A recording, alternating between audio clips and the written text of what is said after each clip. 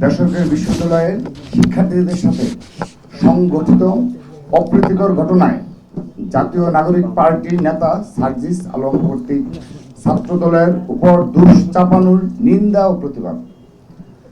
গত ৫ মার্চ ২০২৫ তারিখে জাতীয় নাগরিক পার্টির নেতা জনাব সার্জিস আলমের সাথে বেসরকারি বিশ্ববিদ্যালয়ের সাধারণ শিক্ষার্থীদের মধ্যে একটি অনাকাঙ্ক্ষিত ও অপ্রীতিকর ঘটনা ঘটেছে।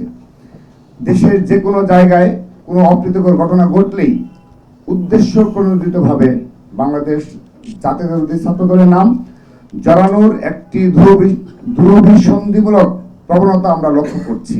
বিষয়টি অত্যন্ত উদ্বেগজনক। নর্থ সাউথ বিশ্ববিদ্যালয়ে সংঘটিত ঘটনার প্রকৃত বৃত্তান্ত এই যে বুধবার রাত 10টার পরে সার্জিস আলম তার কর্মী সমর্থকদের নিয়ে বসুন্ধরা এলাকার ঘাটপাড় থেকে নর্থ সাউথ বিশ্ববিদ্যালয়ের ৮ নম্বর গেটের দিকে আসেন। এই সময়ে ৮ নম্বর গেটে নর্থ সাউথ বিশ্ববিদ্যালয়ের শিক্ষার্থীরা আড্ডারত ছিলেন।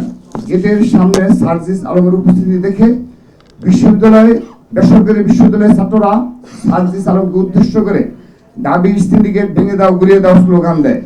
উল্লেখ্য, নবগঠিত গণতান্ত্রিক ছাত্র সংসদে বেসরকারি বিশ্ববিদ্যালয়ের শিক্ষার্থীদের যথাযথ মূল্যায়ন না করার অভিযোগে উক্ত ছাত্র সংগঠনটি কতিপয় ক্ষমতাশালী নেতা আত্মপ্রকাশের দিনেই বেসরকারি বিশ্ববিদ্যালয়ের শিক্ষার্থীদের সাথে মধুর ক্যান্টিনে সংঘর্ষে জড়িয়েছে।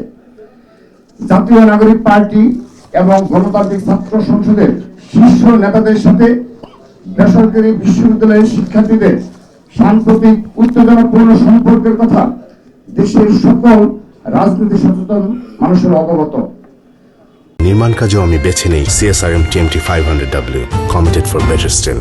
পূর্বের রেশারেশির জের ধরেই নর্থ সাউথ বিশ্ববিদ্যালয়ে সার্জিস আলম বেসরকারি বিশ্ববিদ্যালয়ের শিক্ষার্থীদের বিক্ষোভের মুখে পড়েন। এই সময়ে সার্জিস আলমের সাথে নর্থ সাউথ বিশ্ববিদ্যালয়ের শিক্ষার্থীরা বাক বিতণ্ডায় জড়িয়ে পড়েন।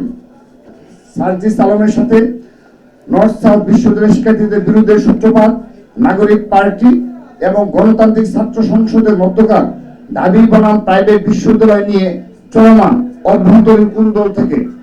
কিন্তু দুঃখজনকভাবে সার্জিস আলম এই ঘটনাকে রাজনৈতিক রূপ দেওয়ার জন্য ছাত্রদলকে দায়ী করে ফেসবুকে পোস্ট করেন।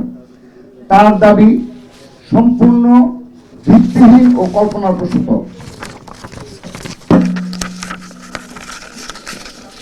সার্জিস আলম তার পোস্টে নর্থ সাউথ বিশ্ববিদ্যালয়ের শিক্ষার্থীদের সন্ত্রাসী, দুষ্কৃতিকারী এবং টুকাই হিসাবে উল্লেখ করে নর্থ সাউথ বিশ্ববিদ্যালয় সহ দেশের সকল শিক্ষা প্রতিষ্ঠানের শিক্ষার্থীদের অপমান করেছেন।